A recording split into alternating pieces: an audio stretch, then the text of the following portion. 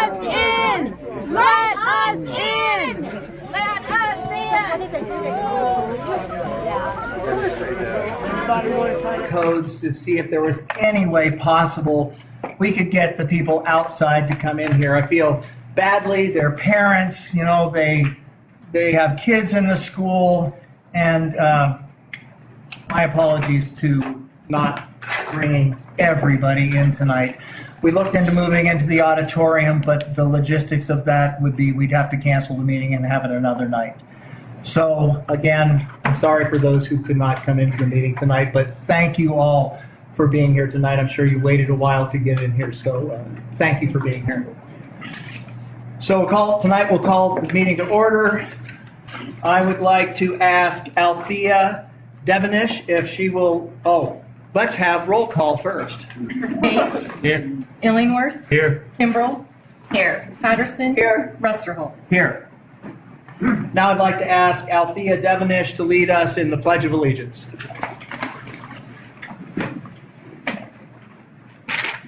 Pledge allegiance To the flag of the United States of America and to the republic for which it stands, one nation, under God, indivisible, with liberty and justice for all.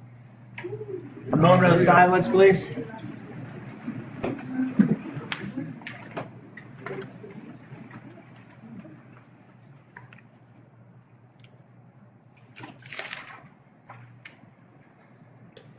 For a moment of silence, educators across the state of Colorado make an oath to uphold our Constitution and the Constitution of Colorado.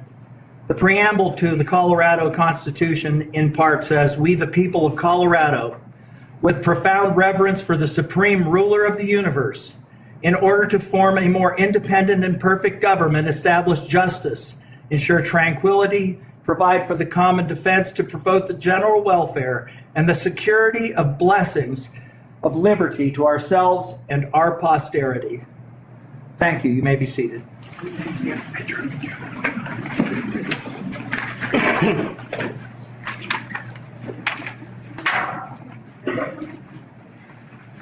Before we move to the approval of agenda, are there any motions to have an addition to or any changes to the agenda? I would like to move to amend the agenda to add a resolution in support of economic freedom and the American Constitution for agenda item 6B.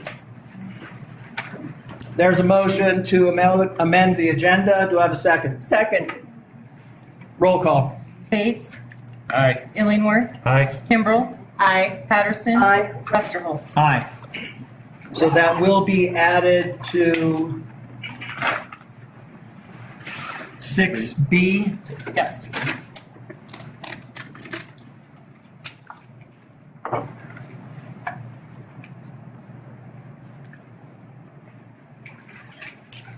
Thank you. We'll move on to public comment this evening. Approval of the agenda. Okay, thank you. So we also now need a vote to approve the agenda for tonight as amended. I move to approve the amended agenda. Second. Roll call. Bates. Pardon? Bates. Oh, aye. Aye. Illingworth. Aye. Kimbrell. Aye. Patterson. Aye. Rusterholz. Aye. Now we have approval of the agenda. We'll move on to public comment. For public comment, please be aware that any personal or individual student matters are considered confidential under Colorado law. And it is out of respect of the law and our employees that we require those discussions take place privately in executive session. It is requested that individual comments be limited to 3 minutes or a total of 15 minutes for a particular topic.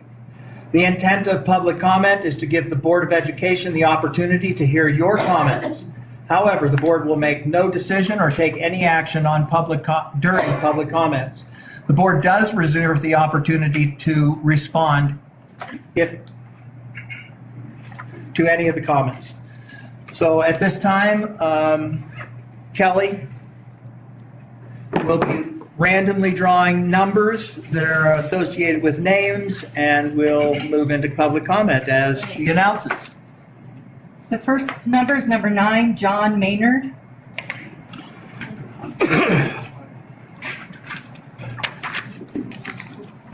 Over to the podium.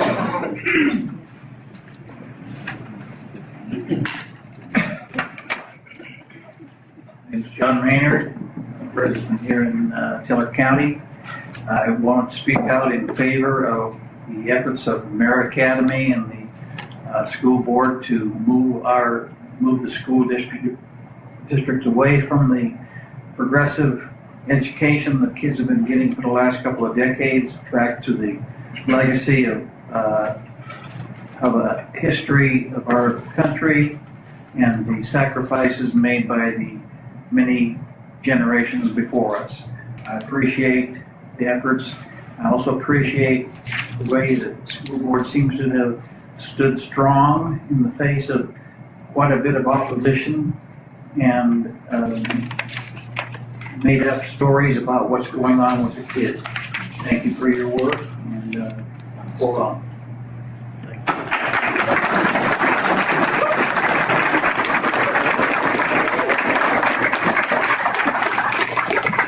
Thank you. Next. Next number is 23, Kim Morris.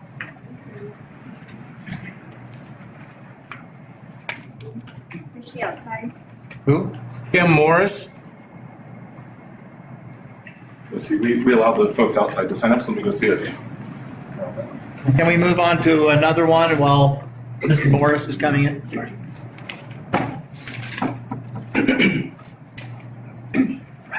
Next number is 28. Can't read the name. Zaray Grouse. That's gonna be outside too.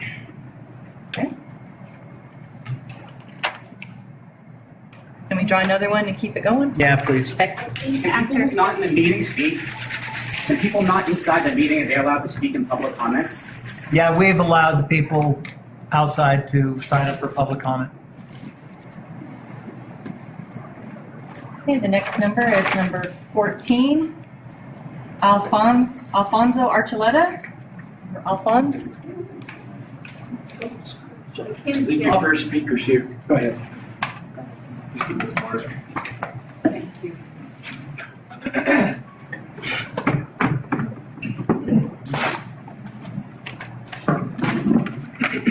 Don't have a prepared speech tonight for you. I'm here as a parent with 2 kids in the district, as an active volunteer. I got in line at 5 o'clock this afternoon to come into this meeting, and you refuse to hear what I have to say. So I signed up for public comment to tell you how disappointed I am in the decision that you made tonight to not allow the overflow room.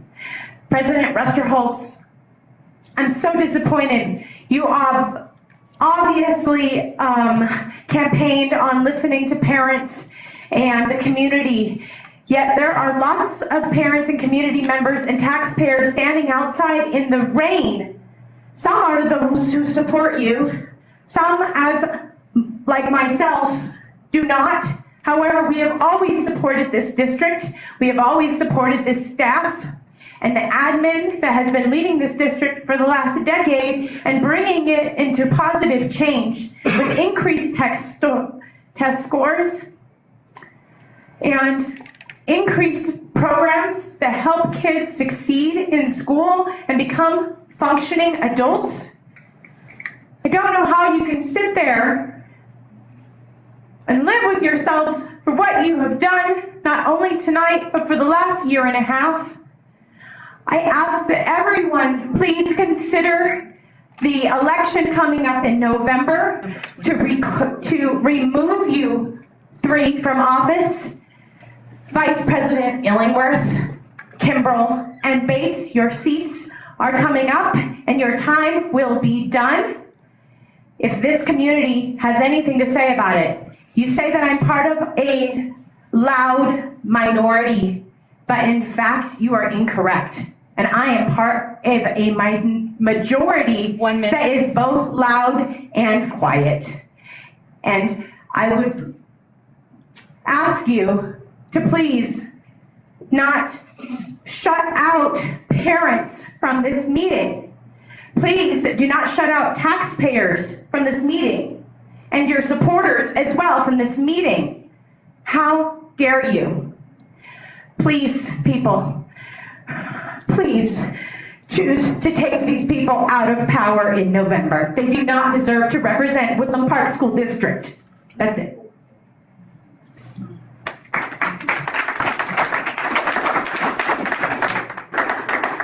Next.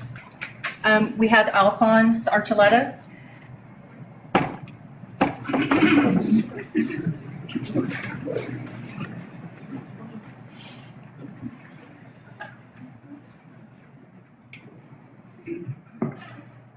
Thank you all. I love this city.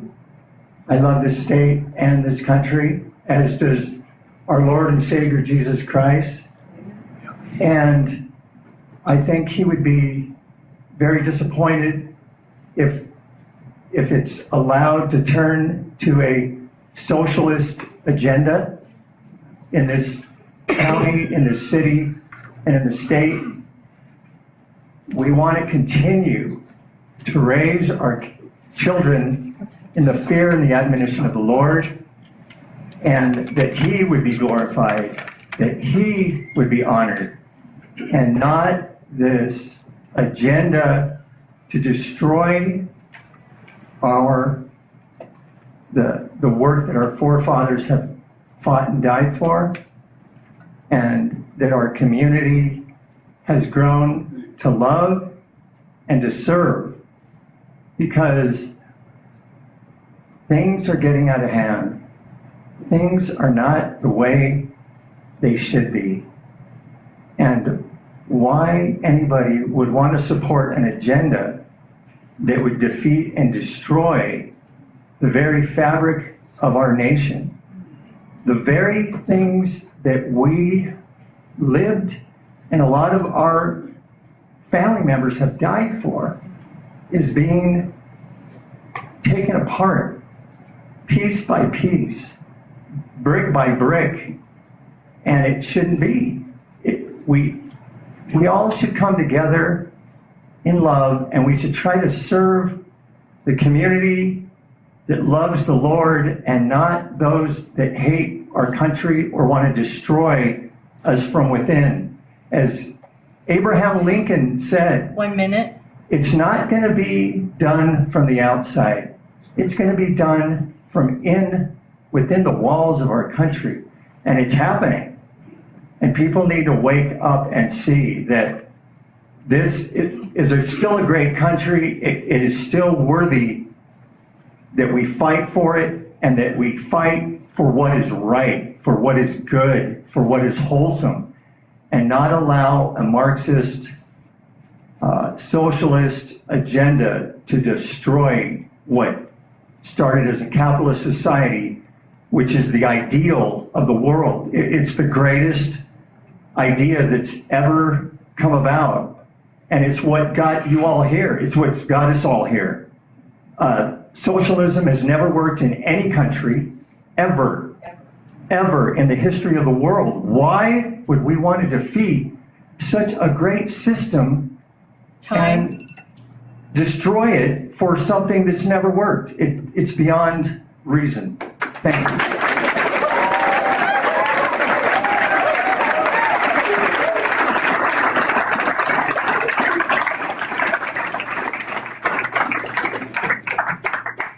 This is Miss Graves. Miss Graves, that's me.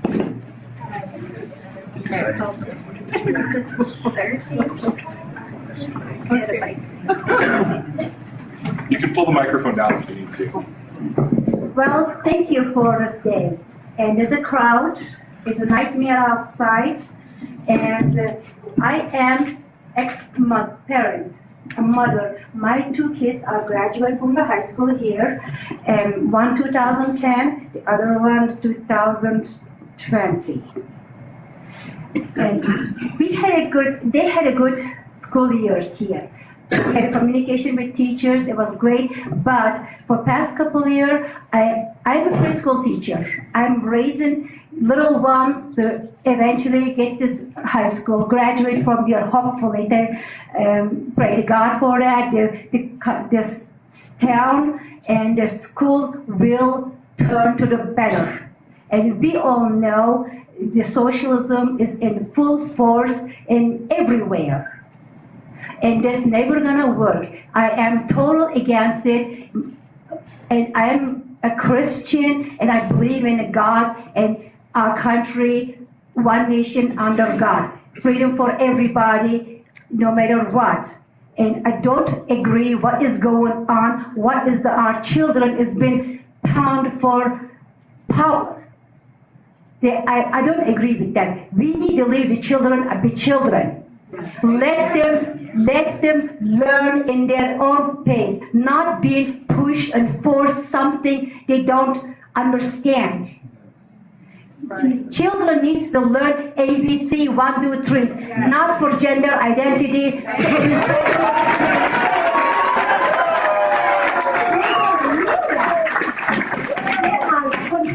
Children. Let me interrupt you just real quick. If we can, I know that there's a lot of energy in the room tonight. Just wait. If you're going to applaud, please wait until the end for the speaker, please. Thank you. Go ahead. You won't lose any time. You can continue.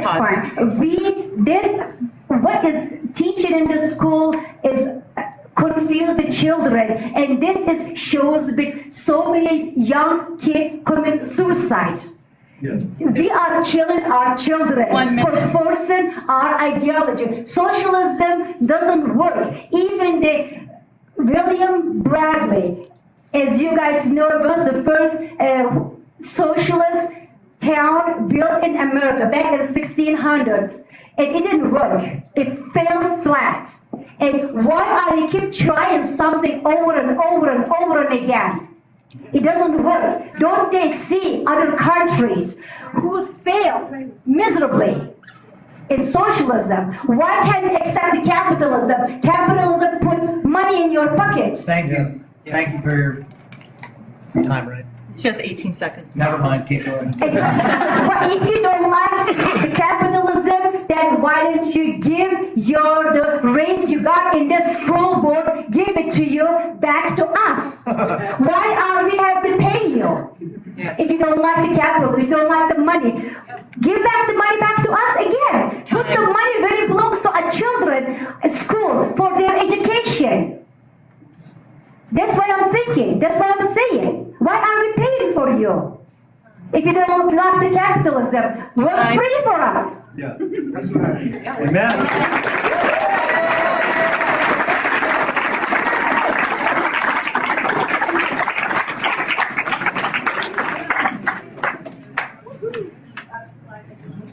You said it. Number 18, Matt Galowski. Thank you. He's outside. He's outside.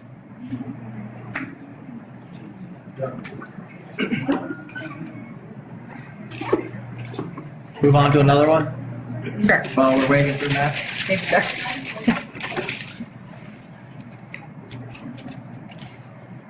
Are you a teacher in the district? Do you have kids in the district? Number 2, Drew DePatty. What did she say? Drew DePatty. Drew. What number? Number 2.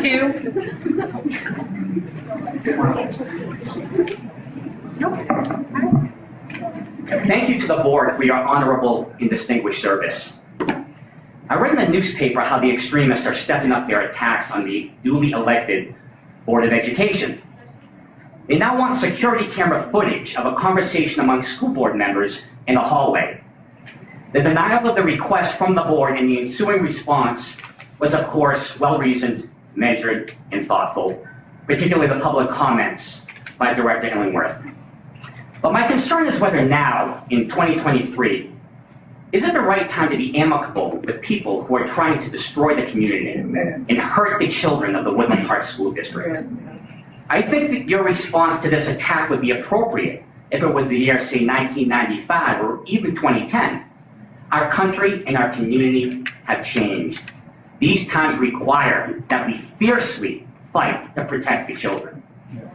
That is why I'm calling on the school board to expand video surveillance program in Woodland Park School District. And not just by adding security cameras with grainy video around the school properties, I mean installing high-quality video and audio cameras inside the classrooms so the people of Woodland Park can see and hear what some of these teachers from this small fringe group of extremists are doing to the children. If these extremists want video footage of public servants, let's give it to them. Light is the best disinfectant. Let's shine light on how they are coaching kids to hate this country, to hate themselves, to hate the creator of the universe.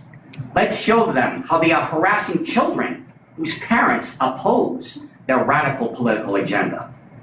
And this is not some conspiracy theory from the dark corners of the internet. In just the last few weeks, the Colorado Education Association, the state organization of unionized and radicalized teachers, passed a resolution condemning capitalism.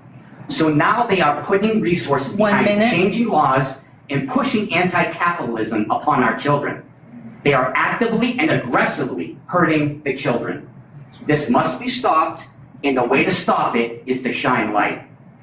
I recognize this is not the full answer to rooting out corrupt teachers, because out of camera's view, they still wield tremendous power and control over children's lives. For example, the board needs to address the problem of teachers fixing grades, handing out spots on sports teams in exchange for pushing their political agenda. The Board of Education is filled with honorable gentlemen and gentlewomen. But now we need fierce fighters. Please fight for the kids of Woodland Park. Amen. Thank you.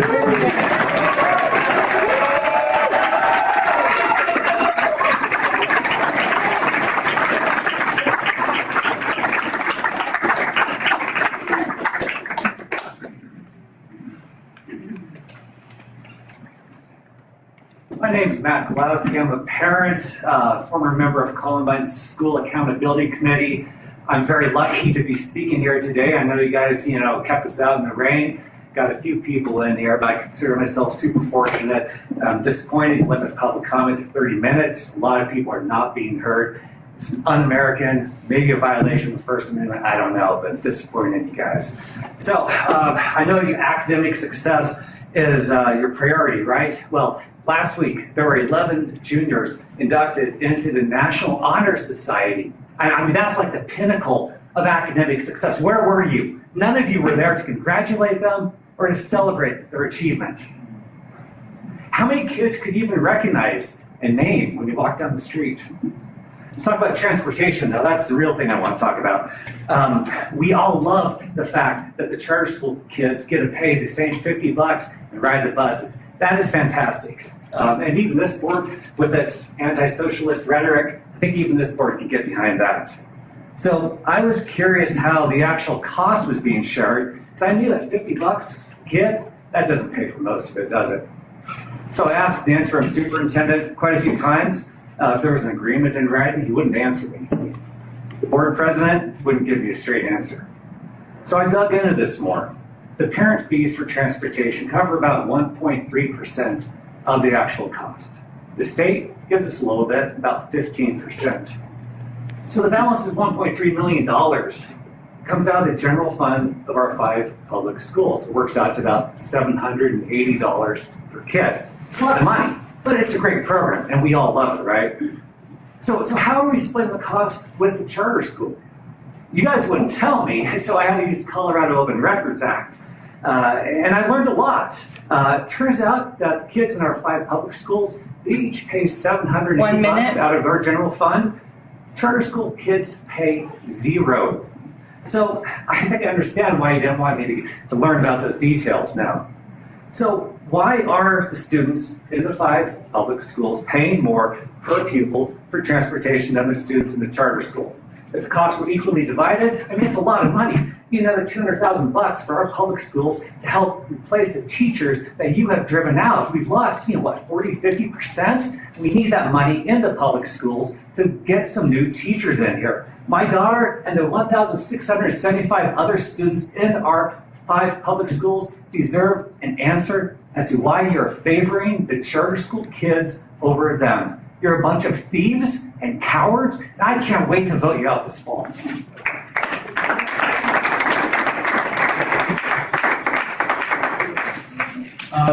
I'd like to ask Superintendent Witt to respond to some of the things that Mr. Golowski said. Absolutely. I think a couple of points worth responding to are, number one, we don't have 5 public schools in Woodland Park. We have 6. That's right. We have 6 great public schools in Woodland Park. And we're committed to ensuring that every student in Woodland Park has safe and reliable transportation to the school that their parents believe is the best educational fit for them. We will continue that practice. Every student and every family in Woodland Park pays the same amount to ride those buses, and that's the right answer, and it's the only answer that works to ensure that every family in Woodland Park gets the best education they believe is appropriate in the school they believe is appropriate for their children.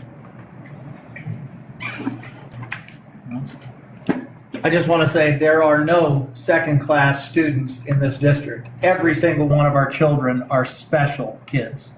So, thank you. Next, Kelly. Number 19, Sarah Vogt. Is Sarah outside? You're getting your steps in. I will go back. Can we draw another one while we're waiting? Yeah, let's do it.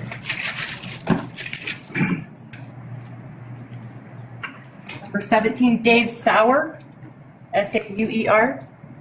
He's outside too? I think after 15, they're all outside. Oh, wow. Okay. Keep going. Okay. Then we'll be back, or we'll be at our time after these 3 talk. Another one outside, 25, Lindsay Orlano.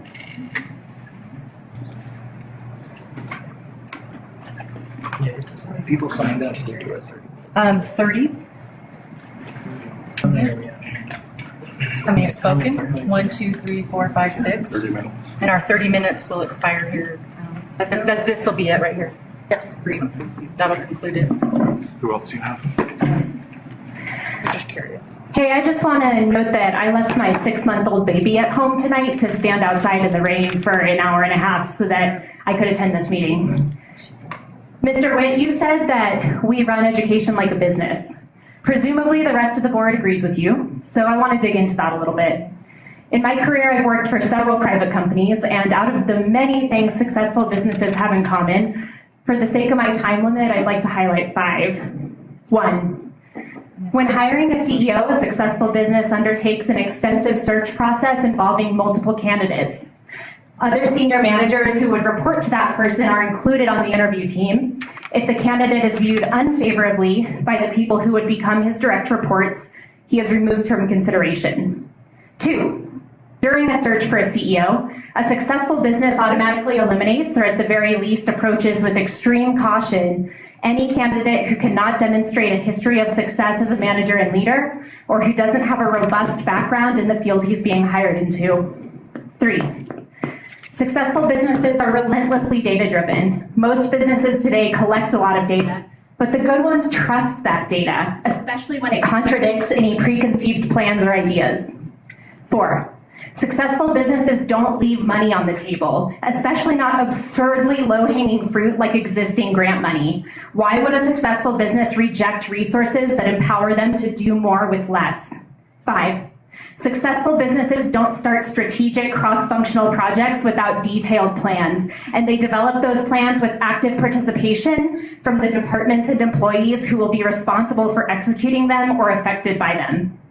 Now let's look at how you stack up against these 5 markers. 1, you hired a CEO, interim superintendent, without including any of his direct reports in the interview process. 2, you hired an interim superintendent whose only prior experience with traditional public schools was holding a single board position that he was recalled from after only 2 years. 3, you routinely disregard data in your decision-making. For example, by reshuffling the school calendar, even though parents were evenly split and an overwhelming majority of teachers who you surveyed preferred a different option. 4, you chose to turn off the tap to a bunch of free money and let go of 15 jobs in the process. I mean, at this point, your actions are just comically antithetical to the way any serious business would operate. 5, Finally, you've started multiple complex, far-reaching projects without any plans or buy-in from your employees. Digging up the middle school, shifting sixth, adopting controversial standards, I could go on.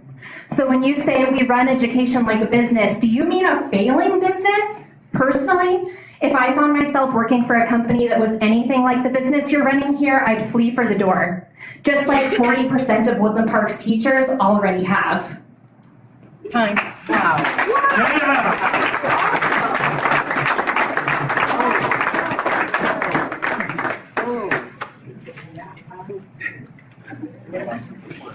Can I have a microphone? It's up there at the.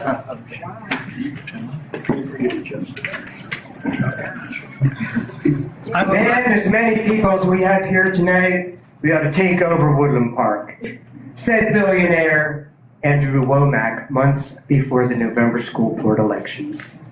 It would be naive to think that Andrew Womack's Truth and Liberty Coalition did not have a major hand in funneling dark money into at least 15 Colorado school board elections, using ghost organizations such as the Springs Opportunity Fund that sprung into existence a few months before the election.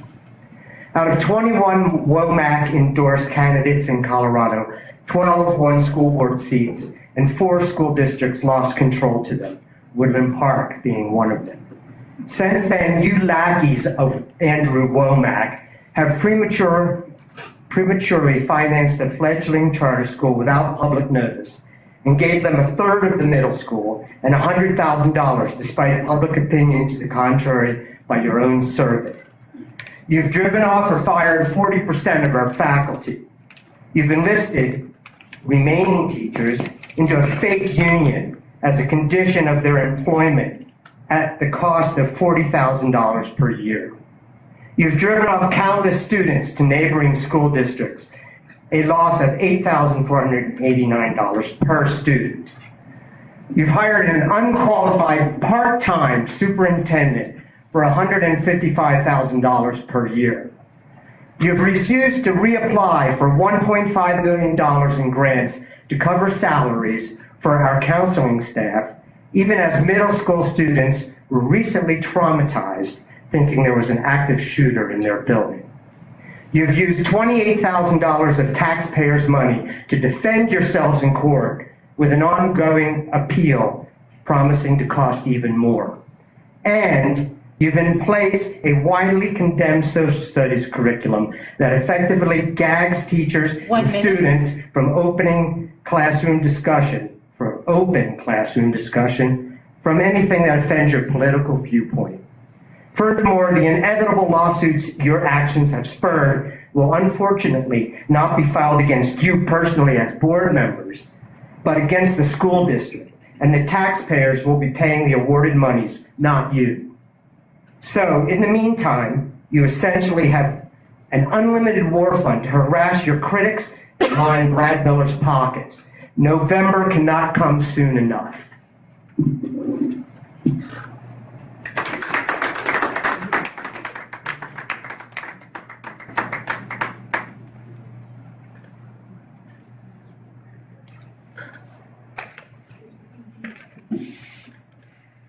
Apologize.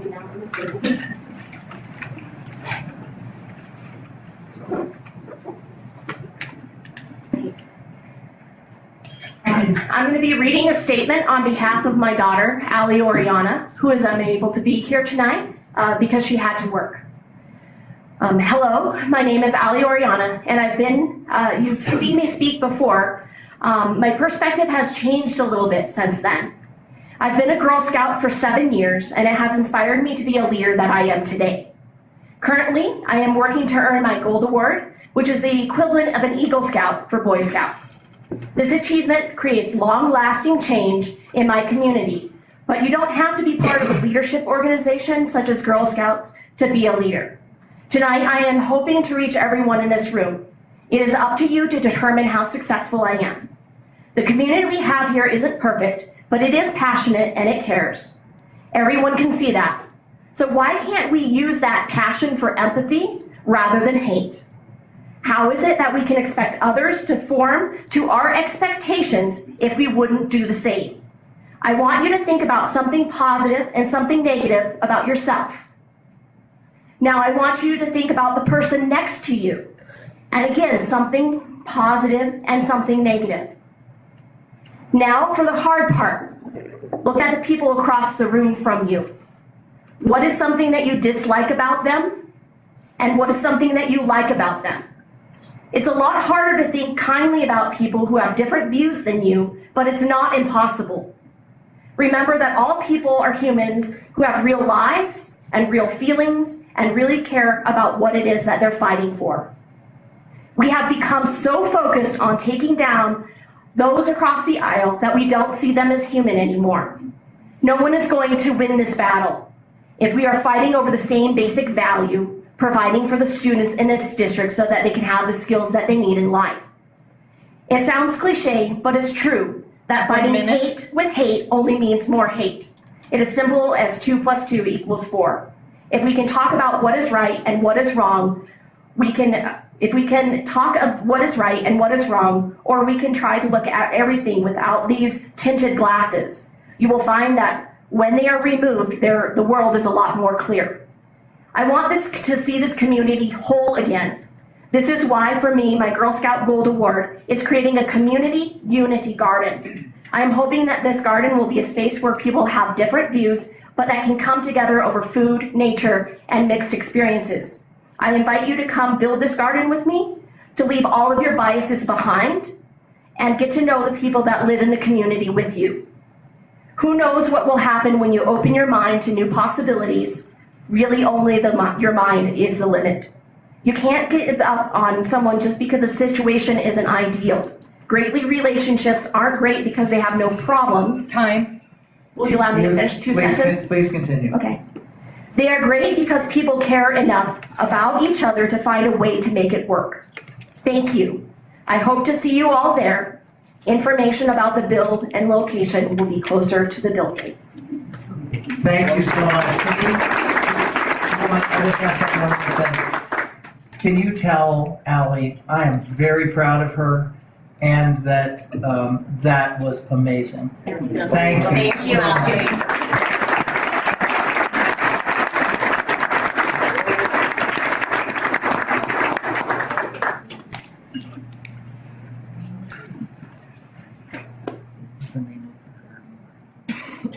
Community Unity. Community Unity Garden.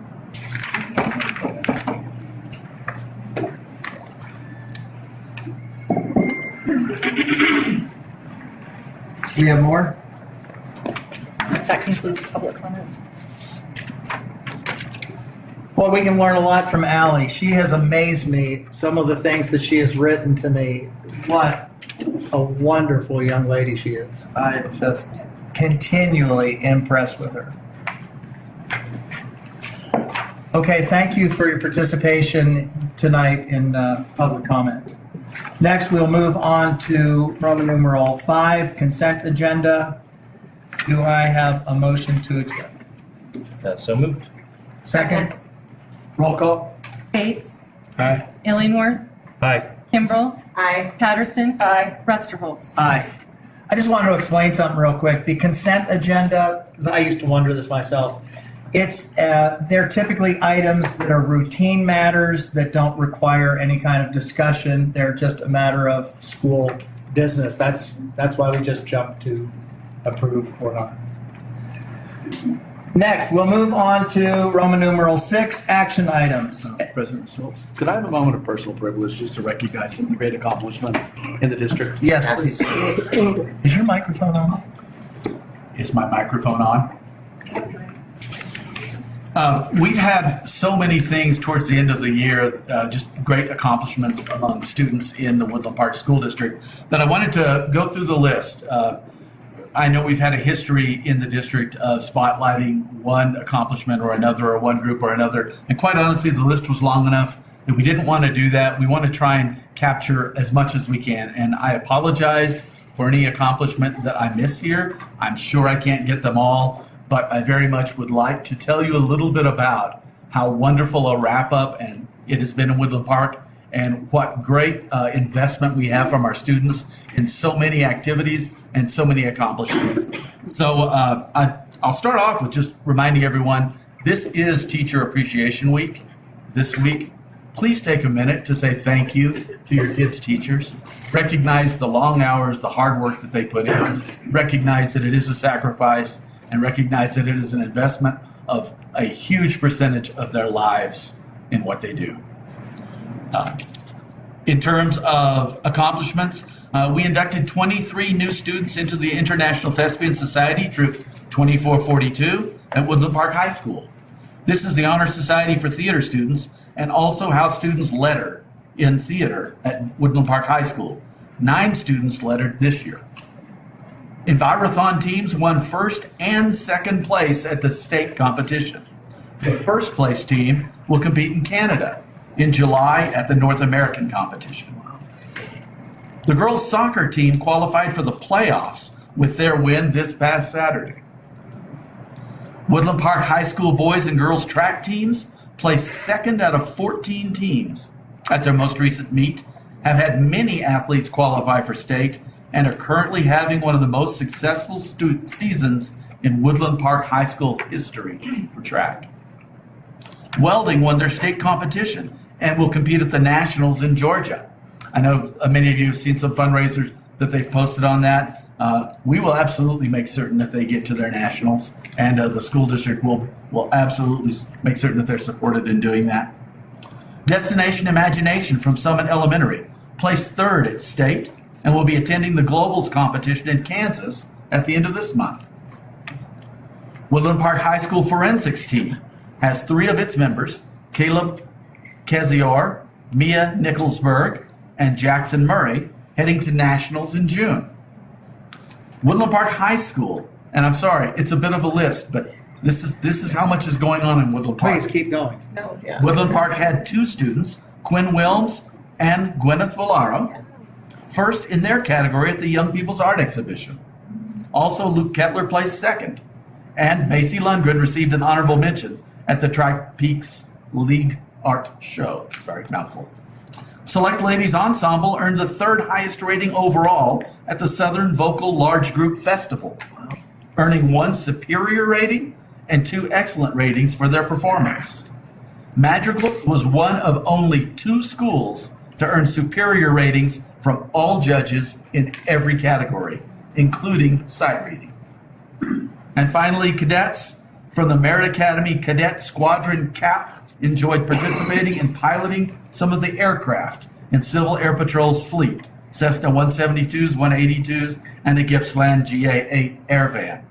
Their April 24th morning flight included flying over Merit Academy and the Woodland Park Middle School before navigating to Canyon City and West Cliff. That's pretty cool. We have incredible accomplishments, incredible investments.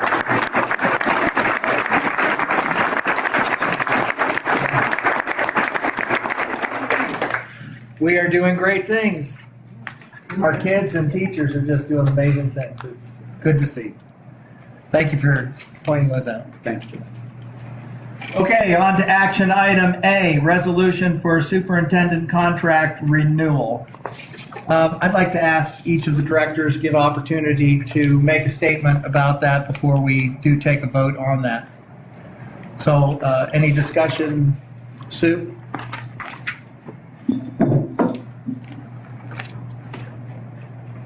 I truly feel that we're blessed to have Ken Witt as our superintendent, and I am in full agreement to renew his contract for another year. He has brought this school forward.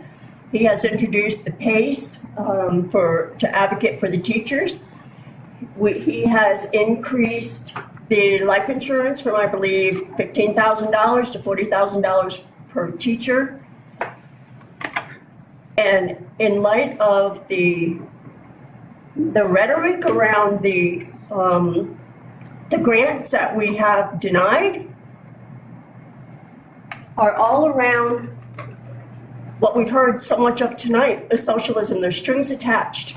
There's SEL tests for these kids that ask sexual questions, and in the past in the Woodland Park School District, they were, just as Mr. Galawoski stated, they were on our payroll as teachers. They were counselors that are paid for the state, and we have our own counselors, and people need to realize that we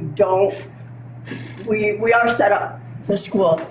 We don't take these grants because they're not advantageous for our hometown rule. So I admire him for stepping up to the plate. Now, if the fruit is bad, or if the root is bad, the fruit's going to be bad. And in this instance, I fully support him.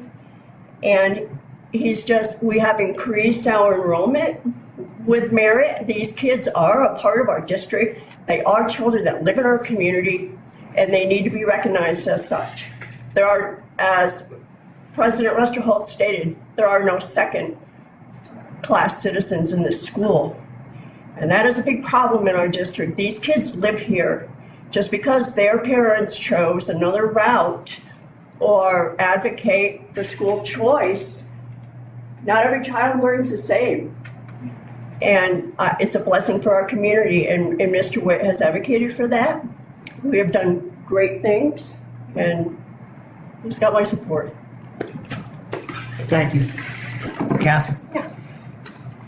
So results matter, right? And that's something we talked about when we were interviewing and discussing, the school district with Superintendent Witt. Superintendent Witt has focused on our academic performances. He has improved the equal access to services by making transportation and free meals for all of our students if they need one.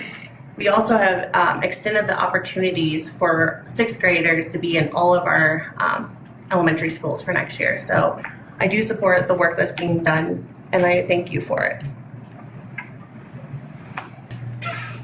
Nick. I've been an observer for the last couple of years, a close observer, but I just recently joined the school board. And during that last couple of years, I could see the changes, and at times a lack of harmony between the administration and the board, and that leads to a lack of trust. Since Ken Wedd has taken the helm, things have been falling into place, and we're experiencing some harmony between the superintendent and the school board, and it shows. Positive things are happening and taking place, and there's a new level of trust that is very important in a leadership team. I feel like Ken is the right man to lead this district going into this next year, and I'm in full support of him. Thank you. Thank you, Mr. President. When we brought you on board, Ken, your contract had you as an interim superintendent for the remainder of this school year. So I think it expires on July 1st, technically. But it had a provision that was approved at that time that it could be extended for 1 year. And so based on the results, based on your proven leadership, the way I'm seeing increased equal access to school services, transportation, meals for all of our kids who want one at any school, based on the focus on academic success above all, based on focus on making sure that we have great security in our schools, something that is going to be coming up soon. I really like the results I've been seeing. One of the things that I did really like about the contract was I think it was a bit of a lesson learned from the previous contractual situation. And I just want to outline that a little bit. By renewing Mr. Witt's contract for the final year, we provide stability going into the next school year, which is important for the leadership of this school district and for all the people who depend upon it. But at the same time, we have always promised this community that we would do a search for a permanent superintendent down the road. The traditional season for doing that sort of search, when the superintendents are looking to make changes and things like that, is in the December to January timeframe. And so what this will allow is for the community to have input in the most important way possible, which is the election. There is an election in November of 23. Myself, Mr. Bates, Ms. Kimball are on the ballot. That represents a majority of the board. And so the community will get their input on one of the most important decisions that we make as a school board, which is choosing a superintendent to lead these schools, lead these teachers and professionals, and lead our kids to a successful future. They will get that opportunity. They deserve that opportunity. And so although we make sure that we have stability, we have a steady hand at the helm going into the next school year. If voters decide to make a change in the 2023 election, they will be able to then, with a new board, go ahead and do a permanent superintendent search. And if the old board remains in some form or fashion, we will still be able to do that new permanent superintendent search. The reason that's so important is because what we saw happen in the 21 election was that a superintendent was hired with a multi-year contract 3 months before that entire board no longer remained in place. And so what happened was not an ideal situation. The superintendent had been hired by a board that was no longer there controlling the school district and leading it forward. And so they were kind of thrown together. And that wasn't great for anybody. That wasn't great for the board. It wasn't great for the superintendent. And it wasn't great for the people of this community. To say nothing about the issues it caused at times amongst the school administration itself. So I think it's very important that we think ahead on this. And that's why I think that this contract allows everybody a good opportunity to see that the results are there. And for the most important part of the community, our voters, to have the final say and give us a vote of confidence or vote of no confidence in the leadership of the superintendent as well as the school board. I look forward to that in November. And I look forward tonight to exercising the renewal option on your contract, Mr. Witt. And I look forward to you leading us to great places in the next upcoming school year. Thank you. That's good. Thank you, Mr. Illingworth. Any other directors would like to say anything? Any other discussion? No, I do want to second what Director Illingworth said, because when we went through the process, we always said that, we did not want to waste any of the tax dollars for the contracts and extending this. And we make this decision, we don't take this decision lightly. So thank you for your words. Anyone else? Yesterday and today, I had a number of people reach out and ask me questions about the hiring process for our superintendent. As you know, before we hired and we're considering other candidates for our superintendent, I had been saying that I wanted to hire personally, I would like to hire a CEO or a change agent to bring important change that would reflect the values of our community and the values and virtues of the board of directors. The rest of the board, we had decided that maybe the direction wasn't to be a CEO, but we would hire an interim superintendent. According to the rules, that as I understood it, I said that at the end of this interim period, at the end of this contract, that we would have to go through an entire hiring process again. In my understanding, I was wrong, because the contract provided for the board of directors to continue or end Mr. Witt's contract when it expired in I believe the beginning of July.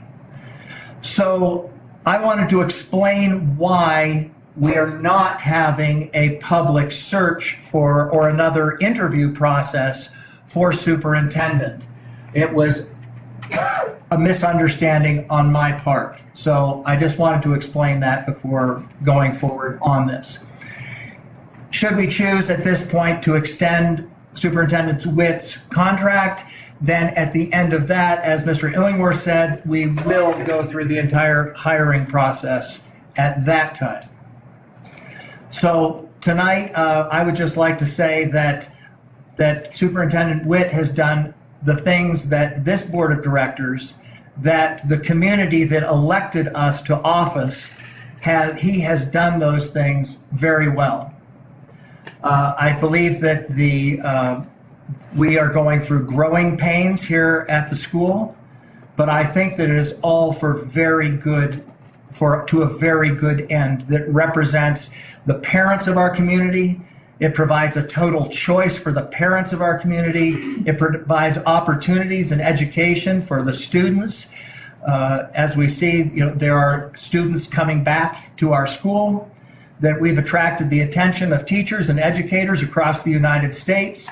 There are people that are are wanting to do in, for instance, Ohio, the state of Ohio was considering today to adopt the American birthright standards for their school across the state of Ohio.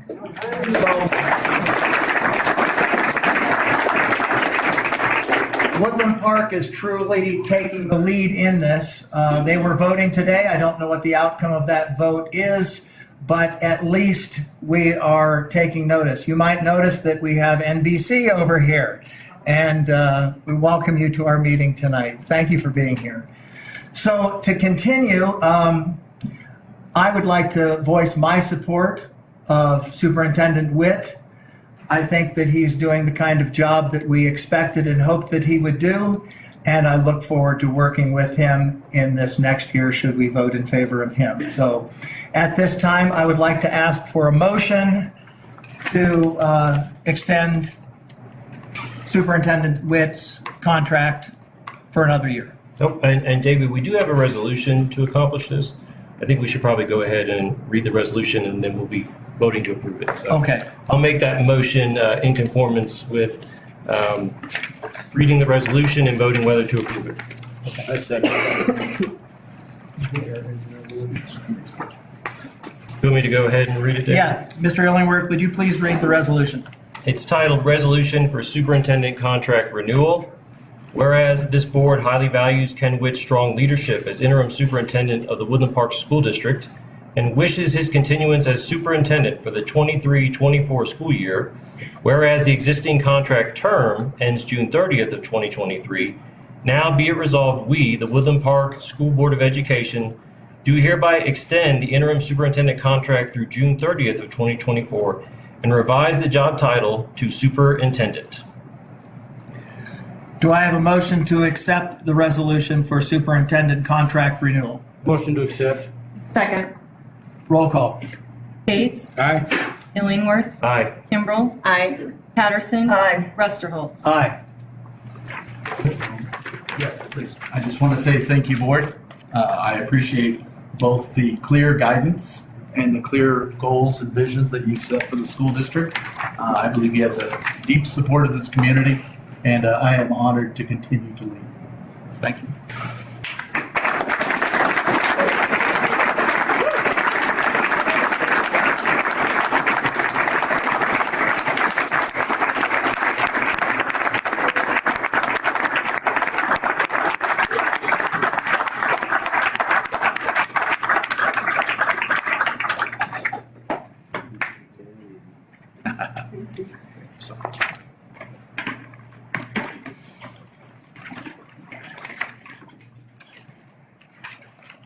On to action item B.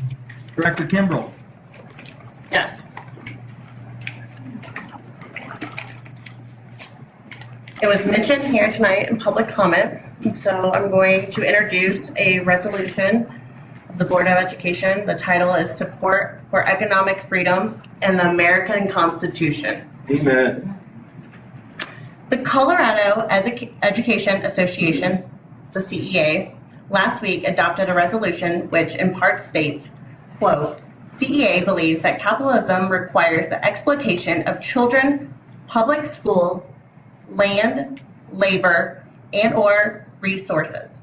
Capitalism is in opposition to fully addressing systemic racism, the school to prison pipeline, climate change, the patriarchy, gender and LGBTQ disparities, education inequality, and income inequality, end quote. The original language was even more direct, stating that, quote, capitalism inherently exploits children, public schools, land, labor, and resources. The Board of Education of Woodland Park School District rejects this proposition and the underlying message it conveys. Further, the Board of Education hereby declares its support for the American economic system and the American Constitution, which, in concert with a firm adherence to faith and family, constitutes the fundamental and exceptional foundation of our education system in our nation. This was adopted May 10th, 2023.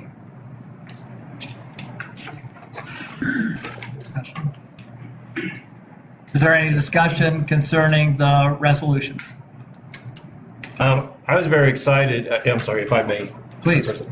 I was very excited when Director Kimbrough proposed adding this resolution to the agenda tonight. It seemed well taken, especially considering I think I was in shock with I think just about everybody else when we saw the news come through that the CEA had adopted this. And all I can say is, boy, the mask is really off with the CEA at this point. They clearly think they're too big to fail, and they don't need to cover up what they're really about anymore. But unfortunately, most institutions that reach that level of hubris, they find that's exactly what causes them to fail. And so, they're welcome to it. They can call it what they want. It's communism, is what it is when the rubber meets the road. That's right. And so they can keep it as long as they keep it out of Woodland Park, because in Woodland Park we believe in freedom, independence, and the right to be in charge of your own destiny. That's right. Keep the fruits of your own labor. So.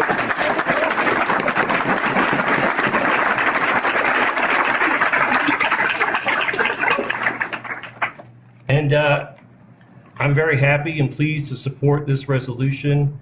And I'll just add that, I think the CEA, respectfully, they should get back to what they were formed to do, get back to their foundational principles, and work to make life better for the teachers and professionals who make up the membership of their association, as well as the kids that those people dedicate their careers to improving their lives for. They need to get back to that, and maybe they can contribute again to the great public education system in the state of Colorado. Thank you. Yeah, thank you. Dr. Banks. I was shocked to read this. All too often, we see that the very people that capitalism has taken to the top are the very people that want to shut the gate behind themselves and limit it for others. And I'm tired of seeing this take place.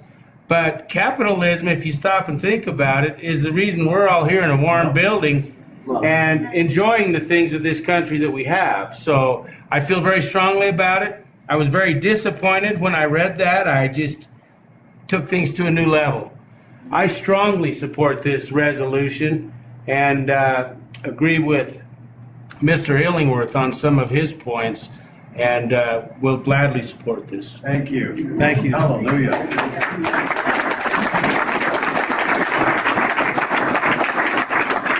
I would also like to support this resolution because most of us in this room know how socialism works and what has happened with the CEA that's gotten so big.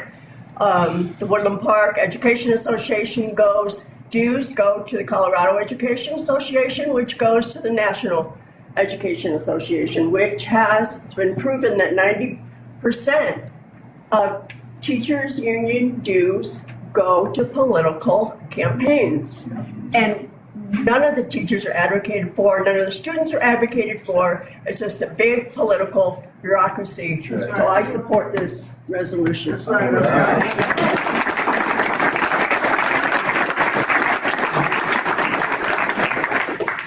just want to add that I am, I introduced this resolution completely in support of it. I have a young daughter at home, and the thought of raising her in a communist world and a communist country is exactly why I'm here today. That's what I want to stop. And so, thank you for the board in support of this, and we do not support the CEA and their Marxist communist ideas.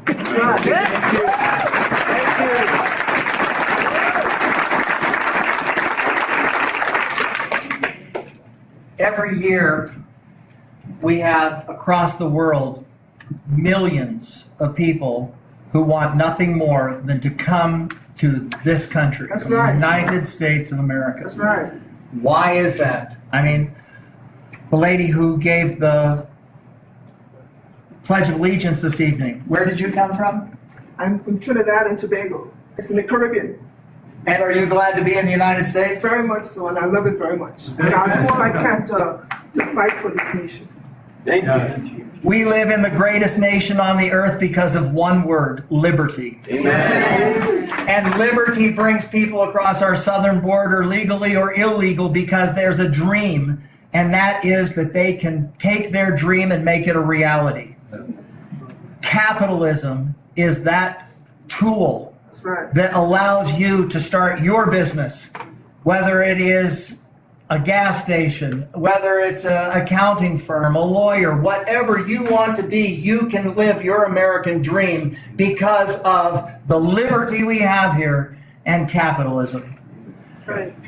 Not any kind of system is perfect, but I'll tell you what, here I believe we live in the greatest country in the world because of liberty and the tool, the capitalistic idea. Around the world, people are fleeing from what kind of countries to come here? Socialist, communist, Marxist countries. They want the liberty that we have here. People who come here, that one of the ladies who spoke tonight, coming from Eastern Europe, came here to escape that exact kind of system because there's liberty here. She could start her own business, her husband, do what she wanted to do.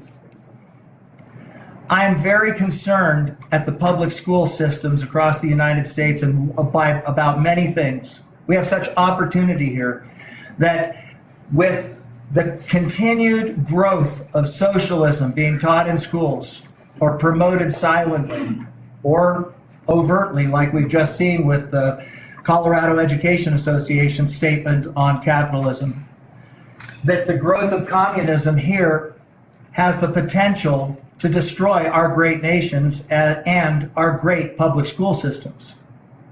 I think it is important for lovers of liberty to take a stand wherever you can or willing. Pay the cost that is necessary to pay to preserve and defend our liberty. How many men and women in this room do we have that have served our country in armed forces and have defended, put their lives on the line to preserve liberty?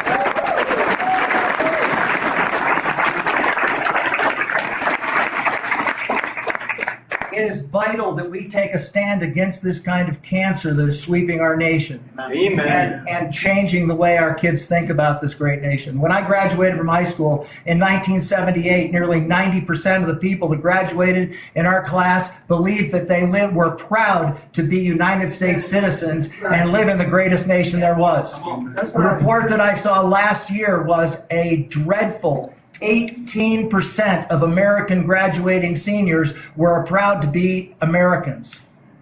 It's dreadful. We need to make a change. That's why I ran for this position, to make a change and to represent the parents. Thank you. I strongly stand in agreement with this resolution to oppose what the Colorado Education Association Union, part of the National Education Association, I strongly stand against it, that we need to defend our liberty against this kind of abuse. Do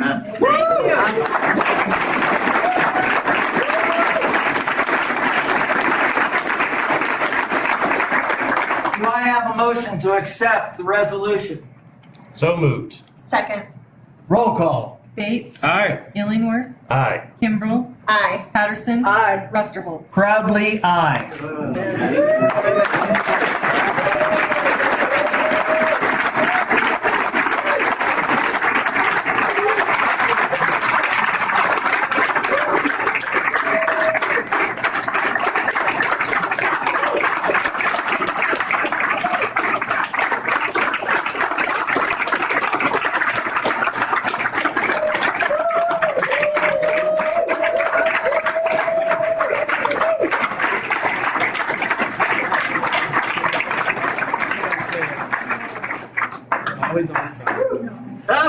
Thank you. Woo! About time someone stands up. Amen. Next on our agenda. I don't know, that's going to be a hard act to follow. I'm pumped up.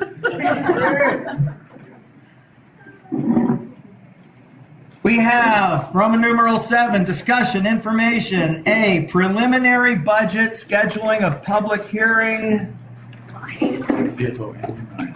by our CFO, Amy Ryan. Are you ready, Amy? Yes, just give me a minute. We're going to have an introduction by Superintendent Witt. Well, number one, I'd just like to, welcome Amy. This is her first discussion of the budget. She jumped in with both feet and got moving very quickly for Woodland Park School District, and we are delighted to have her. Bear in mind that she's only had a couple of weeks to work through the first pass of the budget and has taken the input from the community, from the DAC, looked at ongoing projects, etc., and has worked very diligently to develop the preliminary budget, and it'll continue to be refined with input from this meeting, and will result in a public hearing and a final approval in June. Thank you, Mrs. Ryan.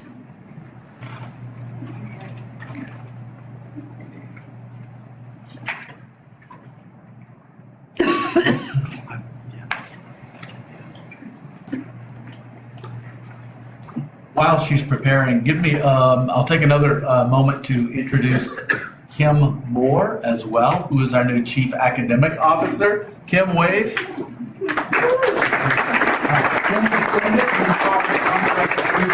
Agenda today. It is wonderful to have an outstanding administrative team in place, and they're already doing great things for Woodland Park students and Woodland Park schools.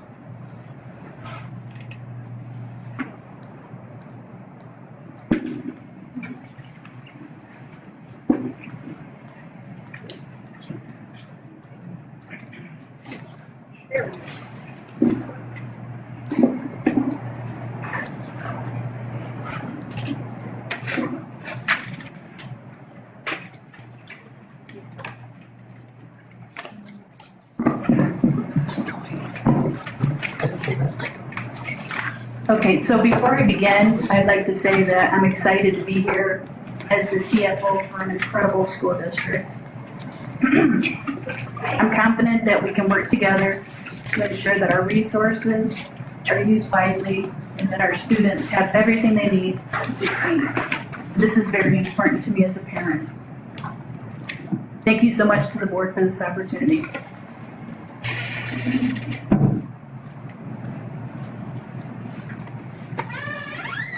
So if you turn to your binders to the green tab, you can follow along.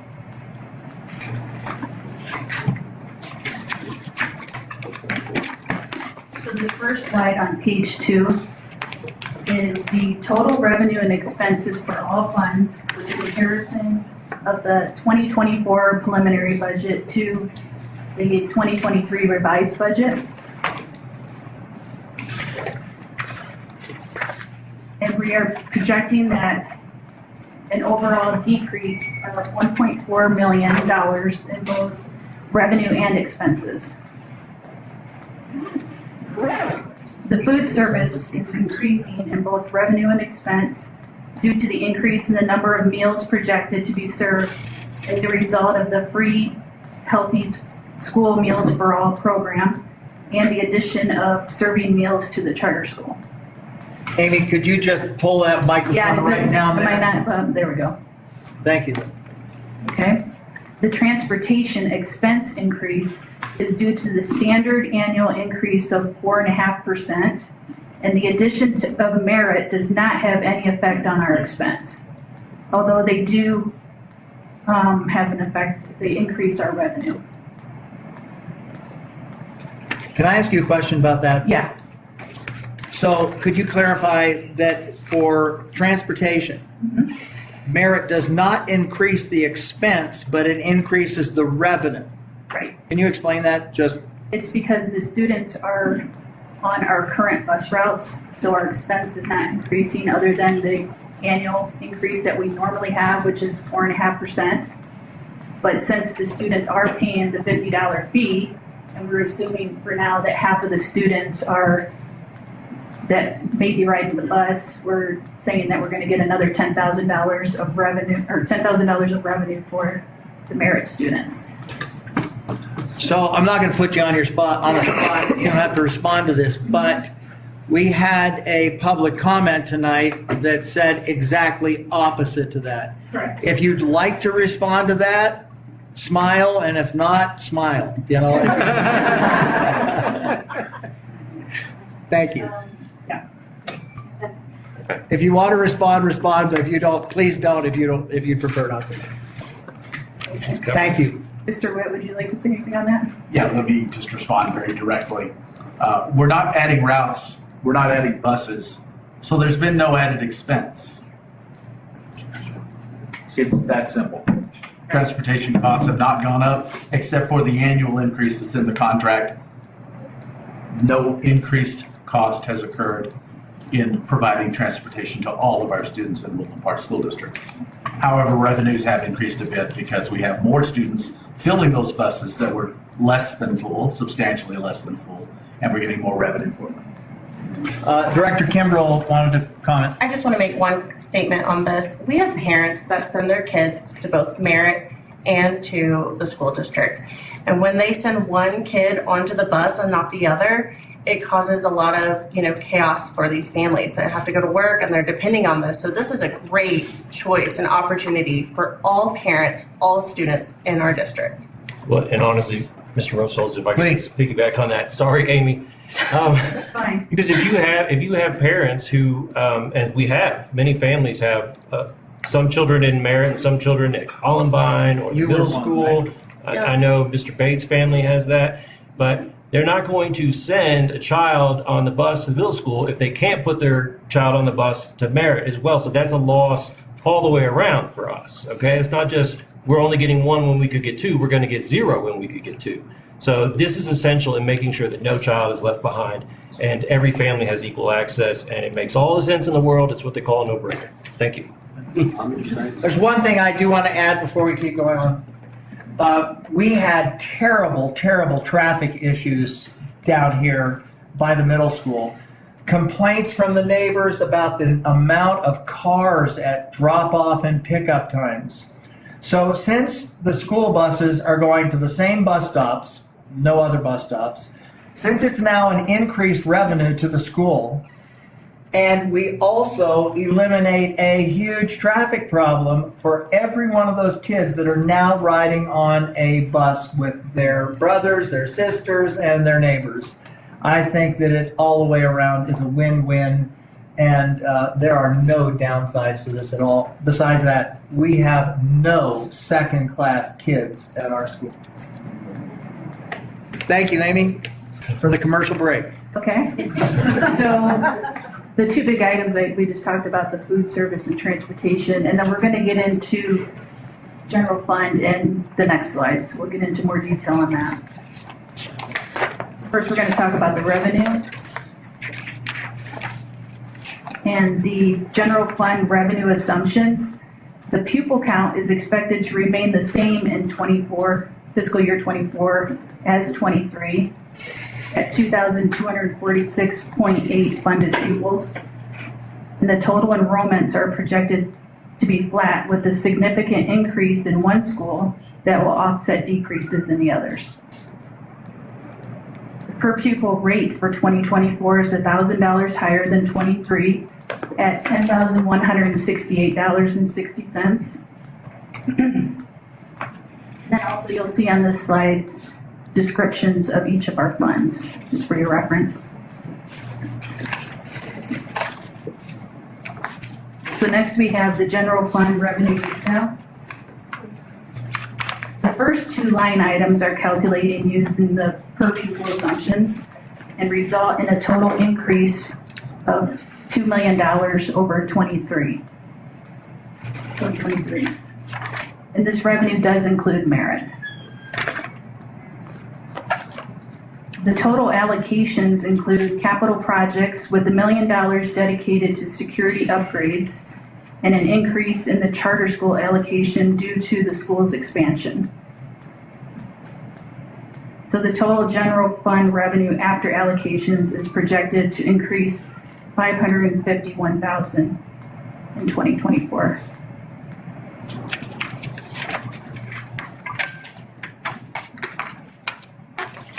So next we're going to talk about the general fund expenditures.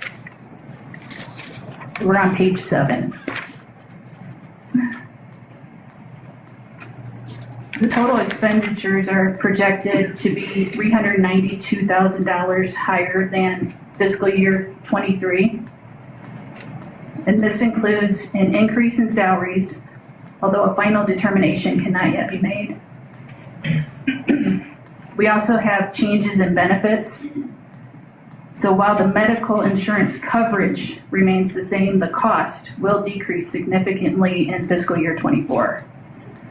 And the savings has allowed us to triple the life insurance coverage and expand the employee assistance program to cover all employees, as well as add professional liability insurance for all of our teachers.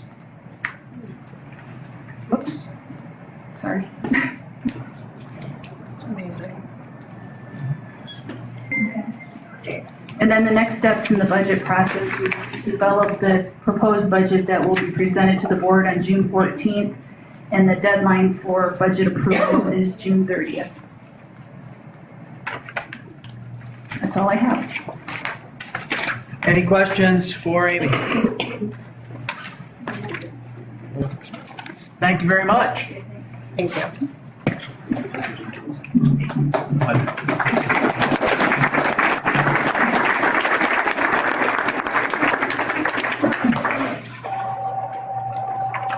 Okay. Roman numeral 7B, emergency superintendent succession. Mr. Witt.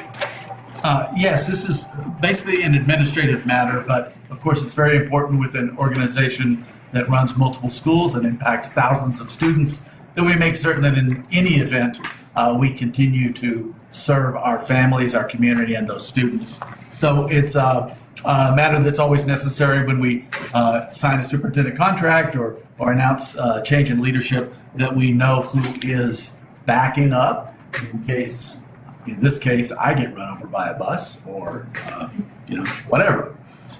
So an emergency succession plan is necessary to protect the board and the district in the event of an unforeseen inability of the superintendent to serve in the capacity of superintendent. Aaron Salt, the COO, will be the interim superintendent in the event of an inability of the superintendent to fulfill the role. Amy Ryan, CFO, will be the interim superintendent in such a situation should Aaron Salt be unavailable to assume the role. Thank you. Any questions by the directors? On to Board of Education reports. Are there any directors have anything that they would like to say? Mr. Illingworth. Thank you. Two things I want to say. First, I wanted to point out, everybody's probably aware of it, but high school graduation is coming up upon us. May 27th, it starts at 10 a.m., the high school football field.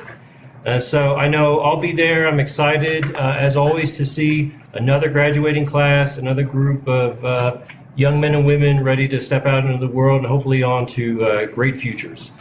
So, of course, any support the community can come give to these wonderful graduates and offer their congratulations, please do so. And then the last thing I wanted to mention was I want to first advise everybody during pickup and drop off, watch out for our crossing guards. We've had a couple close calls lately.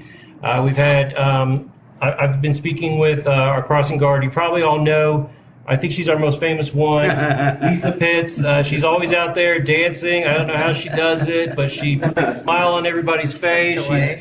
She's like a ray of sunshine, welcoming everybody into the school. She waves at every single person who comes by, and I was talking with her today, and she was talking about some close calls that she's had.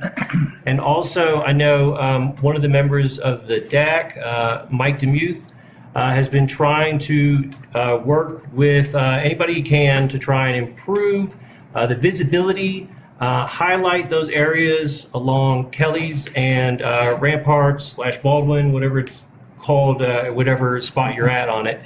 And sort of try and alert traffic that these crossing guard spots are coming up. It's especially a little touchy on Kelly's because you have a long drag there. There's no stop signs at some of those along there until you get to the intersection. So you've got crossing guards who might suddenly be popping out, and there are speed limit changes there and everything. So I hope that we can work with the city council and the city of Woodland Park and see what we can do to increase visibility there. I saw that recently the city, and I think maybe the police department the police department's behind it. They've moved this little speed sign thing that lights up and will tell you to slow down and things like that, and that's great. That's a temporary fix, but I hope we can increase finding something maybe more permanent that's going to alert drivers, because whatever we can do that's going to avoid an accident, avoid causing harm or injury to any employee or any little kid, and there's tons of little kids there at the Columbine crossing and as well as at the middle school Merritt crossing there.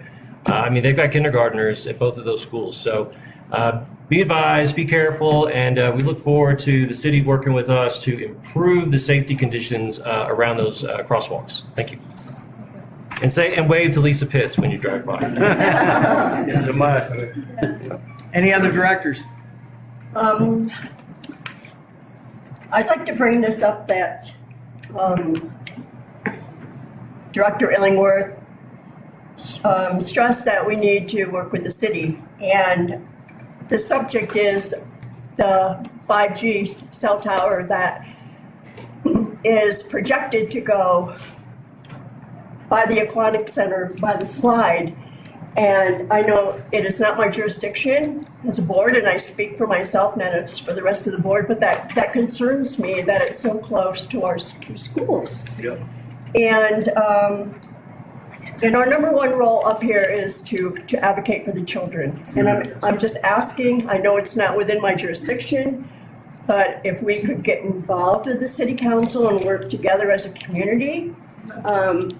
I'm not opposed to the cell tower, but I am opposed to it being in front of our schools where the argument is kids are on their phones all the time. Well, phones can be shut off, but the radiation from these cell towers are constant 24 hours, and our children are a captive audience. So if you could just be mindful of that and do some research, and we can work with the city council and put it somewhere else. Yes, definitely. Director Bates. Nothing tonight. I don't really have anything tonight. I do want to thank NBC for being here tonight. I don't know, do either any of you want to introduce yourself? Where are you guys from? What studios are you from? Sure. I just want to give you a nice warm welcome. I appreciate that, and I appreciated you giving me some of your time before the meeting started. My name's Antonia Hilton. I work for NBC News, and this is my team. About half of us live in Colorado. The other half, including myself, work out of headquarters in New York. So you came from New York to come to our meeting? Yes, I'm honored.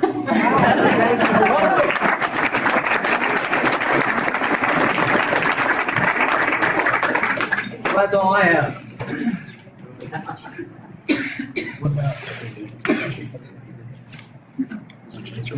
Okay, at this time, there's something here I have to read. We're going to be going into executive session in a moment, and it is in regard to school security. So I'd just like to ask each of the directors if you'd like to make a statement in regard to school security. Sheriff Illingworth. Mr. Illingworth does work for the district attorney's office that works with our sheriff, so first mistake. Jason Mikesell, our county sheriff, had asked to lead our meeting tonight, and he is expert in security. We are blessed to have a man like him serving as our county sheriff, so we're going to top priority going into next year is our school security. Thank you. And we are working diligently at that. So I want to ask each of our directors if they would like to make a statement or a comment about our security issues before we go into executive session. Anyone have anything to say? I mean, I'll start. Yeah. I just want to say that I'm looking forward to these discussions that we are having, because safety and security of our students and our staff and our teachers are upmost one of the, top the hottest agenda items that schools across the nation, including here, need to be talking about. And since we just had the budget proposal, and we will be voting on this here very soon, I do want to continue to discuss and find a better solution for the upcoming school year in regards to our security and safety. Director Patterson. I agree with Director Kimbrell that we need to beef up our security because all the parents in the community trust their children in our care for 8 hours a day, and there's been multiple shootings across the country.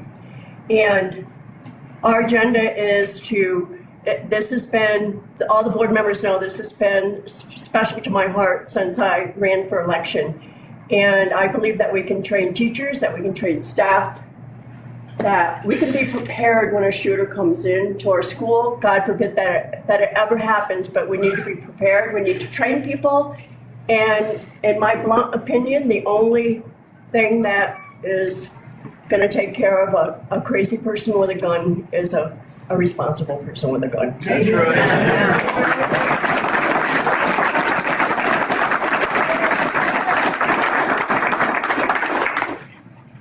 Mr. Bates. Many of you are aware, I'm very involved with law enforcement, and one of the challenges they're experiencing now are the lack of qualified people to do police work. One of those, one of the first thing that gets hit are the SROs. So this is a challenge across the country. This is a nationwide problem, and we are very fortunate here in Teller County to have Sheriff Mike Sell. I've known him for many, many years. He and I have had personal conversations about these types of issues, and he's got a good head on his shoulders about these issues. So I'm excited. I've met Mr. Petruna recently, and am encouraged with what I've learned from my discussions with him. So this group is going to take this very seriously, and of all the blessings we have to be in Teller County, we're pretty fortunate to have Sheriff Mike Sell. He's got a broad range of knowledge regarding security, so I'm excited about it. Thank you. Did you have anything to Sure. I think we're blessed to have Sheriff Mike Sell. I also want to recognize the hard work, contributions, the experience of Chief Dessler of the Woodland Park Police Department. Yeah. And I look forward to studying this issue. It's especially relevant in light of the budget proposal that's going to be coming up in June to make sure that security measures get high priority in that budget. This is a high priority for everybody who's involved in the schools in our community. It's a high priority for me, but as you all know, I have 4 little kids enrolled in our schools in this school district. And so for me, it's not just a high priority, it's personal. And it's personal for everybody who works here and every other parent who sends their children to these schools. And so we want to make sure that we give it our maximum attention and make sure that we have maximum security in a way that removes fear so that everybody can have a wonderful, thriving experience getting an education and having a career here at the Woodland Park School District. Thank you. It is one of the top questions that parents will ask us, and so, what are the safety protocols? And so when we have those discussions, we are good with them and they're here, but we want to continue to make sure that with the new budget coming up, that we're making sure across the board that our security is safe for all schools and for all students across the district. Thank you. Yeah. Well, I believe that this board of directors is going to approach this opportunity of security at our schools with the same diligence and enthusiasm we've done the rest of the changes that we've made here. I think that with Superintendent Witt leading on this and the board with the resources that we have, we are once again going to attract national attention at the great security and leadership that we are going to have here. My goal is that we will set the standard for safety at our schools. So we're going to come up with a great plan. We have a great team, and we're going to lead the way on this as well. We all want our schools to be safe. Yes, sir. So thank you again for being here this evening. So at this time, I need a motion for us to adjourn to executive session for specialized details of security arrangements or investigations pursuant to Colorado Revised Statute 246402-4D. Do I have a motion? So moved. Do I have a second? Second. Roll call. Bates. Aye. Illingworth. Aye. Kimbrell. Aye. Patterson. Aye. Rusterholz. Aye. This time I'd also like to invite our attorney, Mr. Brad Miller, to our meeting, our executive session. Thank you, everyone. Just to let you know, during executive session, there are no decisions made. We won't be voting on anything. Any votes or decisions made will be made in full public, although you can understand that this is something that has to be very carefully and quietly discussed. So thank you again for being here, and I appreciate all of you. Thank you.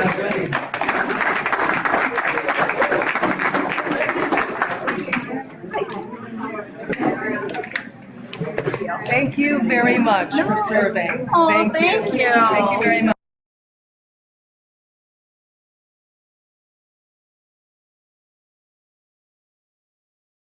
Please. Do I have a motion to adjourn this evening's meeting? So moved. Second. Second. Roll call. You guys aren't going to sit down now? I sat down for you. You're interrupting our meeting. Just asking a question. Roll call. Roll call. Bates. Aye. Illingworth. Aye. Kimbrell. Aye. Patterson. Aye. Rusterholz. Aye.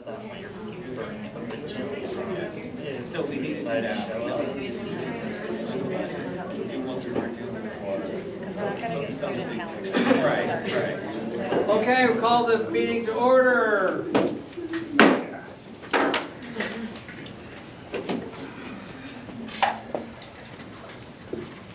Have a seat, please. Do I have a motion to adjourn this evening's meeting? Second. Second. Roll call. You guys aren't going to sit down now? Come on, I sat down for you. You're interrupting our meeting. Roll call. Roll call. Bates. Aye. Illingworth. Aye. Kimbrell. Aye. Patterson. Aye. Rusterholz. Aye. Aye. Meeting adjourned. Thank you everyone for being here. Man, my socks are still wet.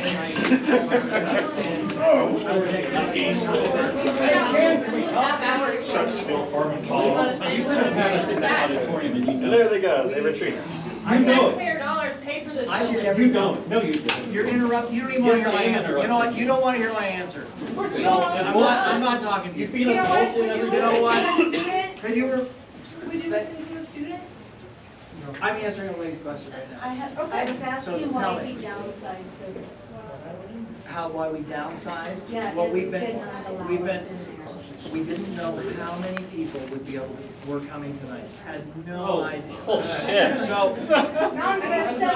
You're not a very smart man then, and shouldn't be here. So, that is why we continued to have it here. I assumed that we would have overflow like in the entryway like we've had in the TV before.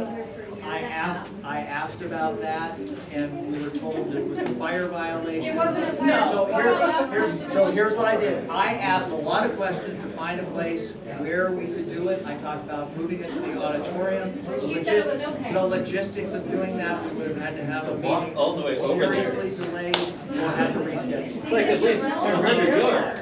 So anyway, You've known for a year that this I, many people want to show up. tonight, I did not know everyone. I have You guys want to get your parents there. been locked down for a year and a half. Say it again. I have never been locked out of this meeting for a year. And I apologize I if have always that been first in line, and somehow there must have been a memo that came out that there were so many people here. Mr. Rusterholz, you know, you and I have had a good talking relationship in the past. And I got here 5 minutes after 5 today, and the line was as far as you could see. I couldn't. Mr. Rusterholz, Someone half the had to community knew get. there were going to be extra people here tonight before I showed up. Half And the Mr. community knew. I follow for Rusterholz, social media. I just want you to know that is not okay. Well, I'm telling you the truth. Well, it is not okay. I know. We want to be heard. heard, and Let's- we are not being heard. Okay. That is not We freedom. are not. You'll sit down with me I for hear you. coffee, Yes. but you will not listen to us. We want to be heard. That is You all shut that the we parents out tonight. How many parents let's- were in here? How many let's- parents? Let's talk about this for the Yes, next. how many parents? I would love to. How many students? Get out of the room. Have another meeting in here and block us out again. Right now. Howard.